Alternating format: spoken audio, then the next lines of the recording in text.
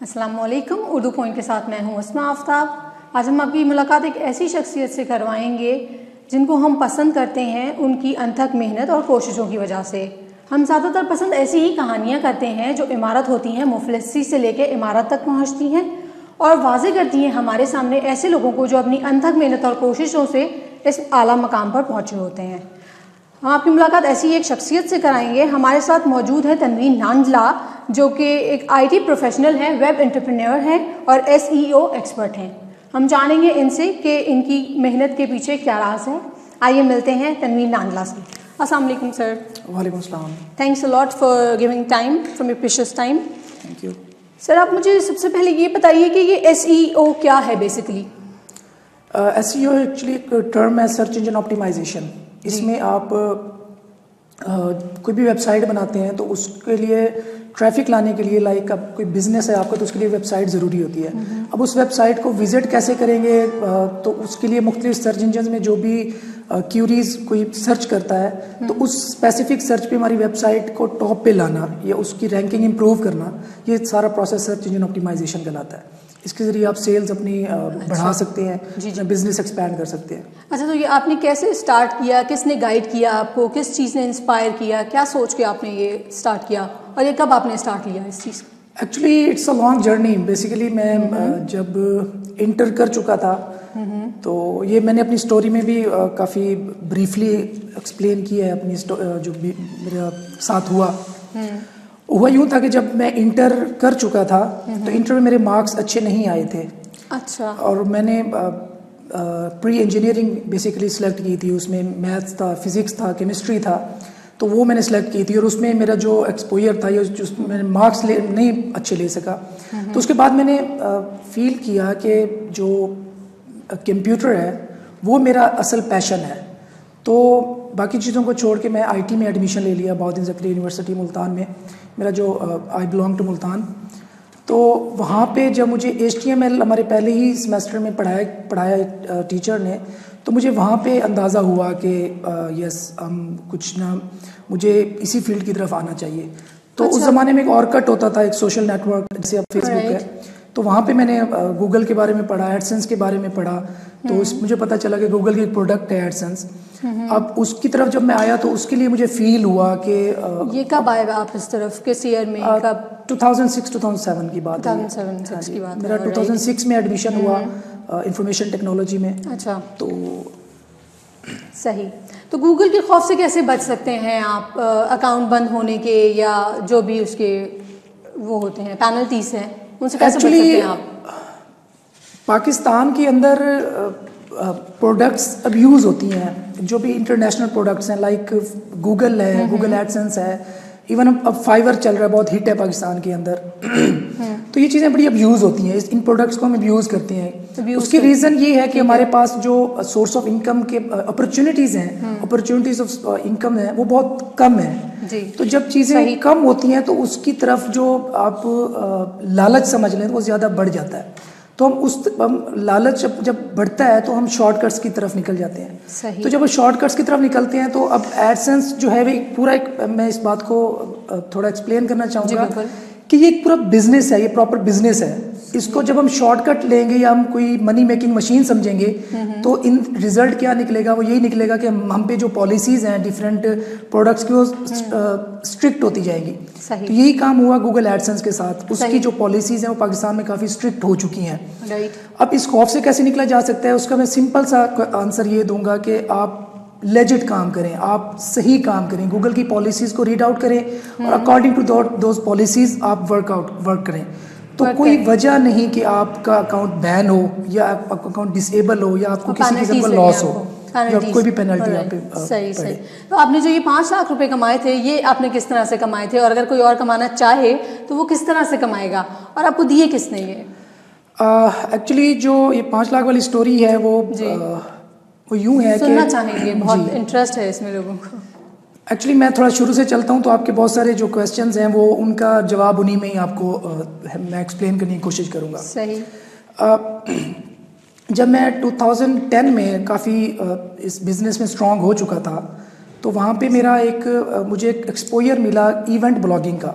Event blogging basically क्या होती है कि आप किसी भी एक स्पेसिफिक इवेंट को टारगेट कर सकते हैं। लाइक जब न्यू ईयर आता है, लेट्स सपोज एक मैं एग्जांपल दे रहा हूँ आपको, जब न्यू ईयर आता है तो उस पर सर्चेज जो है न्यू ईयर के लिहाज से वो बढ़ जाती हैं। इसी तरह जब वैलेंटाइंस डे आता है या इस तरह जब ईद के त्यौहार आता है तो उसमें जो उससे रिलेटेड सर्चेज होती हैं गूगल के अंदर, सर्च इंजन के अंदर, वो बहुत बढ़ जाती हैं। तो उन सर्चेज को कैश करना इवेंट ब्लॉगिंग समझ लें कि उन सर्चेज को मैक्सिमम अपनी वेबसाइट की तरफ ड्राइव करना, ये इवेंट ब्लॉगिग कहलाती है। अच्छा। तो मुझे यही एक आइडिया मिला कि एक इवेंट था, एक स्पोर्ट्स इवेंट था, मैंने उसको टारगेट किया। तो उसके अंदर मुझे विद इन 24 आवर्स जो है वो ऑलमोस्ट $4,500+ जो थे वो मैं अर्न करने के काबिल हुआ। और इसके पीछे एक्चुअली हम 24 आवर्स को तो कंसिडर कर लेते हैं, लेकिन उसके पीछे 1-1.5 माह की अनथक मेहनत थी मेरी और मेरी टीम की। अच्छा, इसके पीछे आपका 1-1.5 माह की मेहनत? एग्जैक्टली उस वेबसाइट को खड़ा करना, उसकी SEO करना, उसको मार्केट करना, उसकी ब्रांडिंग करना, उसको सर्च इंजन में टॉप पे लाना, वो सारी एक मेहनत थी। और 1-1.5 महीने की मेरे साथ मेरी टीम की भी काफ़ी अनथक मेहनत थी, जिस वजह से हम इस मकाम पर पहुँचे। और वो ना सिर्फ एक दिन का था, बल्कि वो उस पूरा एक ऑलमोस्ट मंथ जो है पूरा, उसका सिलसिला कुछ इस तरह चला कि हर 2-3 दिन बाद, हर एक दिन बाद हम तकरीबन ये सेम फिगर जो है वो अटेन करने में कामयाब हुए। सही, आप सेम फिगर्स अटेन करने में कामयाब हुए। अच्छा, मुझे आप ये बताइए कि ऑनलाइन स्कैम्स क्या होते हैं, किस तरह के होते हैं और इनसे कैसे बच सकते हैं? एक्चुअली कहते हैं कि ज़रूरत इजाद की माँ है, ये जब इन अदर वर्ड्स हम दूसरी तरफ कहते हैं ग्रीड इज़ अ कर्स। और ये दो चीज़ें होती हैं कि जब हमें कोई चीज़ की ज़रूरत पड़ती है तो हम कोई नई चीज़ निकालने की कोशिश करते हैं, और दूसरी तरफ अब एक स्कैमर है, वो क्या करेगा, वो कोई ऐसा लूप होल ढूंढेगा कि कहाँ पे मैं इस स्पेसिफिक प्रोडक्ट को अब्यूज़ कर सकूं, या इस प्रोडक्ट के सहर में मुब्तला लोग जो कि रातों रात अमीर बन। अब मेरी स्टोरी पब्लिश हुई कि इसने एक दिन में इतना कमाया, जो एक न्यू बंदा है उसको बड़ी इंस्पायर करती है कि यार इतना कुछ आसान है कि एक आम बंदा इतना कमा सकता है। अब उन्हें इस बात को रियलाइज़ किए बगैर कि यार उसको 10 साल हो गए, और 10 साल एक बड़ा एक अरसा होता है, तो वो इस चीज़ को रियलाइज़ किए बगैर इस गुमान में रह जाते हैं कि हम भी इसी शॉर्टकट की तरफ जाते हैं। तो अब कुछ स्कैमर से उनका वास्ता पड़ जाता है। वो कहते हैं जी ये कोई इशू नहीं है, हम आपको 2 दिन या 1 महीना या 15 दिन आप हमसे ट्रेनिंग लें। बेसिकली वो खुद इस काबिल नहीं होते कि वो आपको उस लेवल तक पहुंचा सके। ठीक है, तो वो आपसे कहते हैं कि आप 30,000 दे दें, 40,000 दे दें, 50,000 दे दें। तो इस तरह वो स्कैम्स का दरवाज़ा जो है वो ओपन होता है। आपकी नज़र में कौन सा अच्छा और प्रॉपर वे है इस तक पहुंचने का? अगर कोई नॉर्मल सारिफ करना चाहे जो सब कुछ आपने किया, तो वो कौन सा नॉर्मल और अच्छा वे है स्कैम से बचा के, पेनल्टी से बच के? बेसिकली इसको आप एक पहला तरीका तो ये है कि आप इसको फुल बिजनेस के तौर पे लेना कि फुल टाइम बिजनेस है ये। इसको जब आप शॉर्टकट समझेंगे या इसको ये समझेंगे कि कोई साथ में कहीं बारिश हो रही है डॉलर्स की और मैं जाऊंगा नहा के आ जाऊंगा, तो दैट्स नॉट सो। ऐसा कोई सीन नहीं है। ये पहले अपने माइंड को रियलाइज करवा लें। अगर आपको कोई ये कहता है कि आप मुझे 50,000 दो, आप 10 दिन के बाद आप भी 2 लाख कमाने लग जाओगे, तो ऐसा कोई सीन नहीं है। ये पहले अपने माइंड से निकाल दें ये चीज़ें। अच्छा। इसको प्रॉपर बिजनेस लें, और ये मैं आपको मेक श्योर कर सकता हूँ कि इससे अच्छा बिजनेस मुझे फ़िलहाल पाकिस्तान में कोई नहीं मिल रहा। या तो लीगल बिजनेस की मैं बात कर रहा हूँ, या तो आप कोई नशावर चीज़ें बेच। तो ये किस तरह से कर सकते हैं ऑनलाइन सार्फ? मैं उसी तरफ आ रहा हूँ। आप गूगल पे जाएं, गूगल को अपना सबसे अच्छा दोस्त बना लें। आप गूगल सर्च को कोई भी है, आप गूगल करें। आप ब्लॉगिंग सीखना चाहते हैं, आप SEO सीखना चाहते हैं, आप सोशल सर्च इंजन मार्केटिंग सीखना चाहते हैं, कुछ भी सीखना चाहते हैं, सबसे पहले गूगल से कंसल्ट करें। गूगल में जाके सर्च करें। अब जब आप गूगल को सर्च करना आपका स्ट्रॉन्ग हो गया, तो बिलीव मी आपके 80 to 90% इश्यूज रिजॉल्व हो जाएंगे। प्रॉपर गूगल करना इट्सेल्फ एक ट्रिकी चीज़ है। उसमें आप एक वैलिड क्यूरी दें कि यार मैंने सीखना है SEO फॉर बिगिनर्स। ये एक टर्म मैं बता रहा हूँ, SEO फ्रॉम स्क्रैच, या how to learn SEO from scratch. तो वहाँ पे क्या होगा कि आपको बेसिक्स चीज़ें पता लगेंगी, और ना सिर्फ बेसिक पता लगेंगी बल्कि आपके पास जो ऑप्शंस होंगे वो बहुत सारे होंगे, क्योंकि आपको जो सर्च इंजन रिजल्ट पेजेस हैं वो काफ़ी सारे आ रहे होंगे, और आपको डिफरेंट लोगों की different opinions from different part of the world आपको वो आपके सामने आ जाएंगी। तो आप जब कंक्लूजन आपके लिए आसान हो जाएगी कि मैंने अब ये फील्ड है क्या, what it is all about, और मैंने इसके अंदर घुसना क्या है। और वहाँ पे आपको ये भी पता चलेगा कि इसके अंदर इन्वेस्टमेंट कितनी होनी है और इसके अंदर आउटपुट मुझे कितनी मिल सकती है, और आया सबसे इम्पोर्टेंट बात ये है कि क्या ये मेरे लिए है या नहीं है। अपने आप को पहचानना, अपने आप को ये पता लगाना कि मैं किस चीज़ में फिट बैठता हूँ, ये किस चीज़ का मेरे अंदर पैशन है, ये सबसे इम्पोर्टेंट चीज़ ये है। आप कोई भी आपकी आप अपने पैशन वाली फील्ड में घुस जाते हैं तो बाकी पैसा आपके लिए कोई इशू नहीं रहता उसके बाद। सही। अच्छा, मैं आपसे ये पूछना चाहूँगी सर कि आप कितने घंटे दिन में काम करते हैं, ये जो सब करते हैं? I used to work almost 20 hours a day. 20 hours a day. कभी एक टाइम होता था कि मुझे 20 घंटे भी जागना पड़ता था, और वो जो 4 घंटे की नींद होती थी वो भी ऐसी ही नींद होती कि वो ज़बरदस्ती सो गए। अच्छा। मतलब वो जिस तरह कहते हैं गिर पड़ना, गिर पड़े और 4 घंटे के बाद खुद को फिर उठाया, खुद को उठा लिया कि यार नहीं, मैंने काम करना है। सही। लेकिन चीज़ें थोड़ा ऑटोमेशन की तरफ गई, थोड़ा टीम बिल्ड की, ऑटोमेट किया, चीज़ों को डिसेंट्रलाइज किया। तो अब ये है कि मैं I am travelling most of the time, और जो मैं काम करता हूँ वो 2-3 घंटे समझ लें कि मेरा दिन में होते हैं मोस्टली। अगर मैं इसको कंक्लूड करूँ 2-3 घंटे हार्डली। अच्छा, तो मोस्टली आप कहाँ ट्रैवल करते हैं अपने काम के सिलसिले में, या कितने घंटे आपको काम के सिलसिले में? एक्चुअली ट्रैवलिंग मेरा पैशन है, और travelling I love travelling basically. जी जी। तो मैं तकरीबन सारा पाकिस्तान घूम चुका हूँ, फ्रॉम गवादर टू नागा पर्वत से बेस कैंप से, मतलब आगे ये सारा part, northern areas, Punjab, Balochistan के कुछ एरियाज़, तो मैं सारा तकरीबन मोस्ट ऑफ द पार्ट जो है वो ट्रैवल कर चुका हूँ। और अब मेरा जो नेक्स्ट टारगेट है या नेक्स्ट मेरा प्लान है वो वर्ल्ड टूर का है। तो वो इंशाल्लाह मैं इसी जनवरी से ही स्टार्ट करने लगा हूँ कि मैं उसको 1-2 जो कंट्रीज़ हैं पर मंथ में इसको इस तरह थोड़ा डिस्ट्रीब्यूट करूँ कि 1-2 कंट्रीज़ में घूम लिया करूँ 1 महीने में या 2 महीने के अंदर। सही। तो ये मेरा नेक्स्ट। अच्छा सर, कौन सी आप अपनी कंपनी के अलावा आपको कौन सी कंपनीज या कौन सा बिजनेस एडमायर या इंस्पायर करता है? अगर आप ये ना करते होते तो आप क्या करते? अगर मैं ये ना करता होता तो क्या करता, ये बड़ा वैसे आपने मोस्ट टफ क्वेश्चन पूछ लिया, क्योंकि मुझे यही लगता है कि मैं पैदा ही या मेरी जो ब्रॉटअप है या मेरा जो दिमाग है वो चल इसी फील्ड में सकता है। मुझे कोई और फील्ड आज तक मज़ा ही नहीं दी, या मैं उसमें खुद पेनिट्रेट कर ही नहीं पाया। मैंने बहुत ट्राई की कि कोई ऑफलाइन बिजनेस स्टार्ट किया जाए। अच्छा। हम ये सुनते आते थे कि ये जो ऑनलाइन अर्निंग का है ये टेम्पररी काम है, ये कोई लॉन्ग टर्म बिजनेस नहीं है, आप ऑफलाइन बिजनेस की तरफ आओ, उसमें इन्वेस्टमेंट करो या वो काम करो। तो मुझे जो है मेरी वो रूटीन सेट नहीं हो सकी। मैं घूम फिर के काफ़ी टाइम ज़ाया करके दोबारा इसी फील्ड की तरफ आ गया कि यार इससे बेहतर मुझे कुछ नहीं लगता कि जिसमें मैं अपना थोड़ा टाइम की इनपुट दे के विद स्मॉल इन्वेस्टमेंट मैं बिग चंक ऑफ अमाउंट जो है वो जनरेट कर सकता हूँ। तो इसके अलावा ऑफलाइन बिजनेस वैसे ये मुझे सोचना पड़ेगा, लेकिन इससे बढ़ के मुझे कोई बिजनेस जो है वो अट्रैक्ट नहीं किया आज तक अब तक। अच्छा, क्या टॉप 3 स्किल्स आप बताएंगे मुझे एक अच्छा एंटरप्रेन्योर होने के लिए? बेसिकली एंटरप्रेन्योर के लिए स्किल्स होना ज़रूरी नहीं है। एंटरप्रेन्योरशिप क्या है? Entrepreneurship is a problem solving technique. कोई भी 10 बंदों को कोई प्रॉब्लम है, आप वो सॉल्व करें, सक्सेसफुली सॉल्व करते हैं तो आप एंटरप्रेन्योर हैं। बेसिकली एंटरप्रेन्योरशिप को हम इस तरह गाइड करते हैं, प्रॉब्लम सॉल्विंग टेक्निक्स को इंट्रोड्यूस करवाना या लॉन्च करना। कोई भी इशू है उसको सॉल्व करने की तरफ जाएं। इसमें मुझे एक एग्जांपल याद आ रही है, मुझे एक दोस्त ने बताया था कि अफ्रीका के किसी जंगल में एक उनको बड़ा इशू होता था कि एक पूरा गांव था और वहाँ पे जो शेर थे वो हमला कर दिया करते थे। अच्छा। तो अब क्या होता था कि उनको रात को एक तो जागना पड़ता था, और कुछ लोग भी मर जाया करते थे, उनके जानवरों को भी नुकसान हुआ करता था, और कुछ उधर से शेर मरते थे, कुछ वापस भाग जाते थे।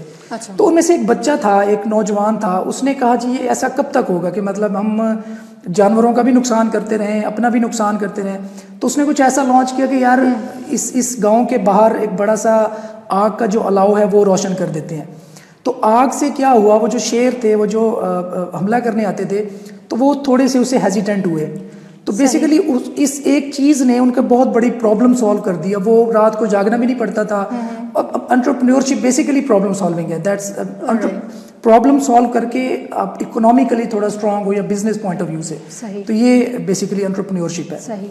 तो 3 स्किल्स की आप बात कर रहे हैं तो आप प्रोग्रामिंग की फील्ड में जा सकते हैं, आप सर्च इंजन ऑप्टिमाइजेशन की फील्ड में जा सकते हैं, आप इस तरह फ्रीलांसिंग की फील्ड में जा सकते हैं। तो डिफरेंट फील्ड्स अवेलेबल है और बहुत ज़्यादा फील्ड्स अवेलेबल हैं ऑनलाइन फील्ड में। तो आप कोई भी एक चूज़ अच्छा, इसमें मैं आपसे थोड़ा सा टाइम लूँगा। जी बिल्कुल। हमारे जो यंगस्टर्स हैं वो बेचारे कंफ्यूज हो जाते हैं कि हम करें क्या, हम किस चीज़ को अडॉप्ट करें। तो उसमें ये होता है कि आप चीज़ें इंट्रोडक्शन काफ़ी चीज़ों का लें, उनमें से किसी एक को पिक करें और उसी के अंदर इतने स्ट्रांग बन जाएं कि आपके जैसा कोई ना हो। ये मेरा मतलब एक एडवाइस है। लोग कहते हैं कि ये कर लें, वो बहुत अच्छी बात है, लेकिन आपको मास्टर किसी एक चीज़ के अंदर होना चाहिए और उस फील्ड में एक ऐसे मास्टर बने कि आपके जैसा कोई ना हो। अच्छा, आप ये कहना चाह रहे हैं कि मास्टर ऑफ वन फील्ड। हाँ जी, जॉब फन। सही। अच्छा साहब, मुझे ये बताइए कि आपका कोई खौफ है, कोई खौफ रहा है आपको ज़िंदगी में, या अभी किसी चीज़ का खौफ आता हो आपको? खौफ मुझे एक ही है और वो मतलब ऑनलाइन फील्ड या इस लिहाज से नहीं है। तो मुझे खौफ ये है कि शायद हमारे साथ मरने के बाद क्या हो। मुझे इस बात का बड़ा खौफ लाक रहता है हर वक्त। सही। कि मतलब हमारे जो अमाल हैं या हम जो कुछ करते हैं उसका अगर वहाँ पे जवाब देना पड़ गया तो हमारे साथ क्या होगा। अच्छा, ये मेरा सबसे बड़ा खौफ है। सही। बाकी दुनिया में अल्हम्दुलिल्लाह मैं किसी चीज़ की जो है वो फेलियर का खौफ या सबसे बड़ा अगर मैं ऑनलाइन फील्ड करेंगे आप सक्सेस ये है कि आप लीगल वे से अपने आप को इतना सेटिस्फाई करें कि आप पर और आपके माँ बाप भी आप पर फख्र कर सके। That's success to me. और लीगल वे, ये मैं पहली बात लीगल जी। सही। अच्छा, एक कामयाब कस्टमर बेस कैसे बनती है सर, आप कुछ इसके बारे में बताएं कि एक कामयाब कस्टमर बेस कैसे बना सकता है इंसान? आफ्टर सेल्स जो सर्विसेज हम देते हैं या जो कस्टमर केयर है, जो कस्टमर सर्विस है, वो जितनी स्ट्रॉन्ग होगी, ये आसान सा नुस्खा है, हालांकि बहुत सारे इस पे पूरी बुक्स लिखी गई हैं, लेकिन मुझे तो पर्सनली जो मैंने परसीव किया वो ये है कि जितनी आपकी कस्टमर केयर स्ट्रॉन्ग होगी, जितनी आप कस्टमर की केयर करेंगे और उसको ओवर डिलीवर करेंगे, उसको लगेगा कि यार मेरी बात सुनने वाला कोई मौजूद है इस कंपनी के अंदर, तो उतना वो आपके साथ लॉयल होगा और उतना ही आपको वो खुद बिजनेस जनरेट करके देगा।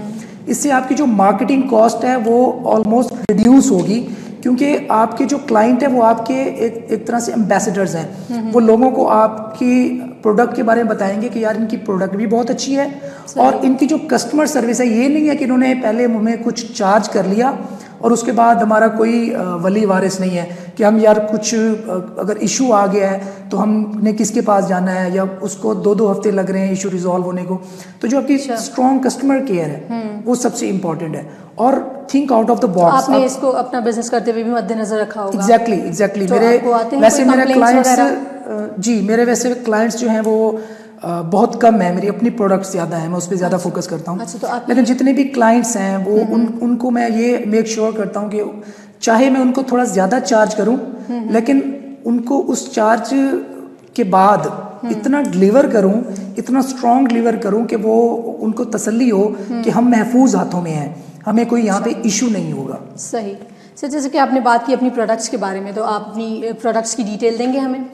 मेरे प्रोडक्ट्स बेसिकली वेबसाइट्स होती हैं, हम उन वेबसाइट्स कौन सी? मेरा जो मेन बिजनेस अभी जो मेन पब्लिक मेरी साइट्स हैं वो lizard.host है, वो होस्टिंग बिजनेस है। अच्छा। mwebs.co है, वो मेरी IT का बिजनेस है, SEO वगैरह का। क्योंकि मैंने आपको बताया कि हमारी जो क्लाइंटेज है वो कम है, क्योंकि हमारी अपनी प्रोडक्ट्स, अपनी वेबसाइट जो हिडन प्रोजेक्ट्स होते हैं जिनकी हम खुद SEO करके और उससे अर्निंग जनरेट करते हैं वो ज़्यादा है। सही। तो ये हमारा जो मेन कोर बिजनेस है वो ये है। सही। आपने एक स्पोर्ट्स बेस्ड वेबसाइट भी लॉन्च की थी 2011 में, उसके बारे में कुछ बताएंगे आप? उससे काफ़ी अच्छा बिजनेस भी किया था जहाँ तक। मेरा एक दोस्त था, हमारे क्लास फेलो था, तो मैंने आपको बताया कि 2010 में कुछ ऐसे मैं एक्सपीरियंसेस कर चुका था कि कुछ नई चीज़ें ट्राई करने के अच्छा, एक्सपीरियंसिंग काफ़ी किया। एग्जैक्टली। तो 2011 में एक स्पोर्ट्स बेस्ड वेबसाइट का एक लॉन्च किया, एक आइडिया था। और वो आइडिया बेसिकली क्या था कि उसके लिए हम मल्टीपल सोर्सेज से ट्रैफिक जनरेट करना चाहते थे। अच्छा। तो उस दोस्त ने मुझे क्या साथ दिया कि वो यूट्यूब मार्केटिंग के थ्रू और यूट्यूब के थ्रू यूट्यूब के अंदर वीडियोस रैंक करके वहाँ से ट्रैफिक जनरेट करता था। मैं उसकी एसईओ करके सर्च इंजन से ट्रैफिक जनरेट करवाता था। तो जब मल्टीपल सोर्सेज से हमें ट्रैफिक मिली तो वो इतने ज़्यादा नंबर्स में थी कि हमें उसके अंदर अल्हम्दुलिल्लाह बहुत बेनिफिट हुआ और बहुत हमने बहुत अच्छा बिजनेस जनरेट किया। और वो मेरा पहला एक समझ लें कि एक प्रोजेक्ट था इवेंट ब्लॉगिंग का। मतलब इवेंट ब्लॉगिंग को तब से हाँ ये मैं कह सकता हूँ उस इवेंट ब्लॉगिंग को मैंने फिर अडॉप्ट किया कि हम थोड़ी सी मेहनत करके थोड़े से टाइम में ज़्यादा अर्निंग जनरेट कर सकते हैं। और मैं बिजनेस उस चीज़ को समझता हूँ कि जो आपको मेंटली फ्रीडम दे। ये नहीं है कि आप 24 घंटे बैठे हैं तो आप बिजनेस को मेंटल फ्रीडम के तौर पर डिफाइन करें। एग्जैक्टली। अब मैं मतलब ट्रैवल भी करता हूँ तो मुझे ये इशू नहीं होता कि यार मेरा कोई पीछे कोई वेट कर रहा है या कोई वेबसाइट डाउन ना हो जाए या इस तरह कोई इशू ना हो जाए। तो मैं मतलब मेंटली फ्री होता हूँ कि हाँ मैंने इतना बिजनेस जनरेट करना है और ये फलां वेबसाइट वो मेरी अपनी है। सबसे इंपॉर्टेंट बात, मैंने किसी को जवाब नहीं देना। एंटरप्रेन्योरशिप के अंदर मेंटल फ्रीडम इसीलिए है कि आपका कोई बॉस नहीं है, आप अपने बॉस खुद हैं। आपने जॉब के बजाय अपना बिजनेस एग्जैक्टली। अच्छा, मैं इसमें एक और बात ऐड करना चाहूँ क्योंकि काफ़ी जो नौजवान है वो आपकी व्यूअरशिप में है तो जी बिल्कुल हमारे यहाँ बहुत सारी चीज़ें कंफ्यूज कर देती हैं। जब मेरे जैसे लोगों की मैं बता रहा हूँ आपको, जब मेरे जैसे लोगों की ऐसी स्टोरीज आती हैं तो वो कंफ्यूज कर देती हैं कि यार अच्छा अगर हमने जॉब कर लिया तो शायद कोई गलती कर ली। तो मैं आप लोगों को ये सजेस्ट करूँगा और बड़े स्ट्रांगली सजेस्ट करूँगा कि आप एटलीस्ट 1 to 2 years आप जॉब ज़रूर करें। आप जब अपनी यूनिवर्सिटी से या अपने कॉलेज से ग्रेजुएट होकर कुछ भी करके निकलते हैं तो आप जॉब ज़रूर करें। उस जॉब का फ़ायदा क्या होता है, आप उस जॉब को आप फिनेंशियली फ़ायदा शायद बहुत कम हो, मतलब इवन आपकी 10-15-20 हज़ार पर मंथ पे भी अगर आपकी जॉब हो जाती है, लेकिन उसका एडवांटेज क्या होगा, आपको जो एक ऑर्गेनाइजेशन या कंपनी का जो वर्क फ्लो है वो आपको अडॉप्ट करने में, आपको सीखने में बड़ी हेल्पफुल होगी। और जो 1-2 साल का जो एक्सपीरियंस होगा वो लेके जब आप अपना काम स्टार्ट करेंगे तो आपके कम से कम 4 से 5 साल की मेहनत जो है वो सेव हो सकती है, क्योंकि आपने जो चीज़ें खुद एक्सपीरियंस करके लर्न करनी थी वो आप उसी से ही सीख लेंगे जिस ऑर्गेनाइजेशन का, जिस कंपनी का आप पार्ट रहे। तो अपनी लाइफ को अलाइन करें, एक पूरा एक वे बनाएं कि हमने यहाँ से स्टार्ट करना है, यहाँ तक पहुँचना है। जब आप शॉर्टकट की तरफ जाएंगे, शॉर्टकट में शायद आप कामयाब भी हो जाएं। मैं ये नहीं कहता कि शॉर्टकट बहुत गलत होते हैं, आप शायद कामयाब भी हो जाएं, लेकिन आपके जो सीखने का मरहला है वो सबसे इम्पॉर्टेंट होना चाहिए आपके लिए। जब आपका सीखने का मरहला है वो अधूरा रह जाता है। तो चीज़ें एब्सोल्युटली लर्न करें, देन प्लान करें, देन उसको एग्जीक्यूट करें, तब आपको अपने आप को 10 साल बाद एक बहुत ही स्टेबल जगह पे देखेंगे। अगर आप शॉर्टकट्स की तरफ ही रहे तो it may be difficult for you. तो आपने ये सब करने से पहले किसको आइडियलाइज किया था? कोई था आपका आइडियल या जस्ट गो? एक्चुअली उस वक्त तो आइडियल तो दूर की बात, हमें तो कोई टेक्निकल इशू आ जाए उसके लिए बंदा ढूंढना बड़ा इशू होता था। तो आइडियल मेरा गूगल ही था बेसिकली। मतलब गूगल ने एक मकाम अटेन किया, ये कैसे किया है, तो हम क्यों नहीं ऐसा कुछ कर सकते। बाकी मेरे टीचर्स हैं, उन्होंने मेरी बड़ी हेल्प की मेरा मोरल बूस्ट करने में। मतलब मैं कहीं पे अगर मुझे कोई इशू आ जाता था या मैं डाउन फील कर रहा होता था तो मेरे टीचर हैं राशिद मुख्तार साहब, अभी कॉमसेट इस्लामाबाद में होते हैं, वो मुझे बड़ा बूस्ट करते थे। उन्होंने, अगर मैं इसको आसान अल्फाज में बताऊं, कि उन्होंने मेरे अंदर एक चीज़ पैदा की कि यार let it go.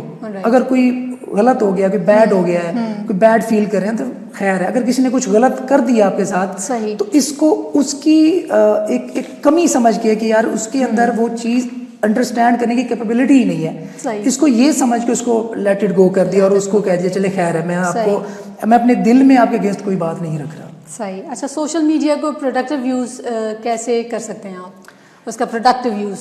Exactly Urdu point से बढ़ के प्रोडक्टिव यूज सोशल मीडिया को कौन कर सकता है? बिल्कुल तो सही बात है। अभी आप लोग माशाल्लाह जो देख रहे हैं जी, आप लोग बहुत ज़्यादा सोशल मीडिया यूज़ करते हैं, करते होंगे।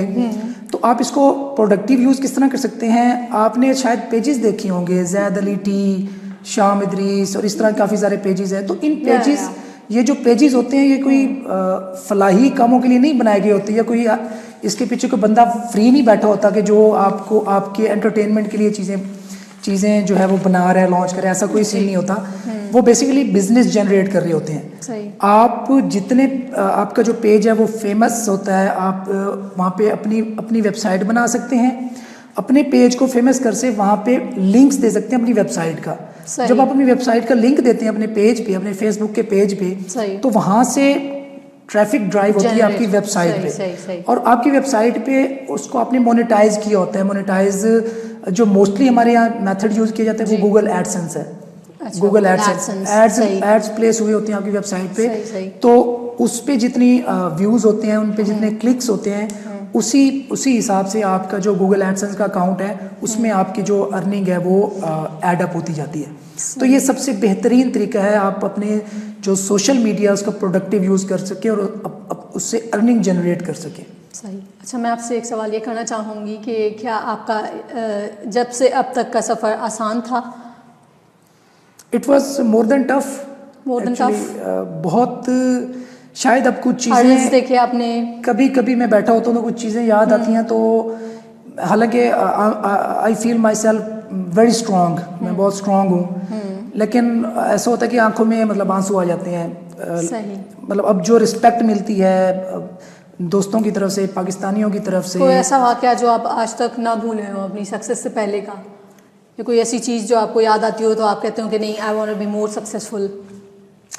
कुछ एक वाक़या ये है कि मुझे यूनिवर्सिटी की फ़ी पे करनी थी for the inspiration of the जी, मुझे यूनिवर्सिटी की फ़ी पे करनी थी जी, और उस फ़ी पे करने को ऑलमोस्ट कुछ माह गुजर चुके थे, मतलब उसमें काफ़ी टाइम गुजर चुका था। सही। तो अब जो एग्ज़ाम्स आ चुके थे ना, तो उसमें मुझे बैठने नहीं दिया गया। तो जब मुझे बैठने नहीं दिया गया तो मैं भागम भाग जब घर पहुंचा, उसने कहा जी आप अपेयर नहीं हो सकते पेपर में। जब मैं घर पहुंचा, वालिद साहब को मतलब मेरा बैकग्राउंड तब भी स्ट्रॉन्ग था लेकिन अवेयरनेस नहीं थी। I belong to a backward area of Multan, मतलब अब तो काफ़ी सब कुछ ही मुल्तान में बदल चुका है। सही। Thanks to our ex prime minister Yusuf Raza Gilani. तो अब काफ़ी तो कुछ बदल चुका है, लेकिन स्टिल उस वक्त बहुत टफ सिचुएशन होती थी। तो जब मैंने अम्मी से बात की कि मुझे मतलब इस तरह का सिनेरियो है, मुझे फ़ीस, तो मैंने उनको अपनी बाइक पे बिठाया और मैं जब जाता मेरी खाला हैं उनके पास गया, अम्मी की जो कज़न्स थी उन एक एक बंदे के पास गए। हमने उनसे किसी ने 2000 दिए, किसी ने 5000 दिए, किसी ने 3000 दिए, वो कलेक्ट किए। स्टिल जो है वो अमाउंट पूरी नहीं हुई फ़ी की।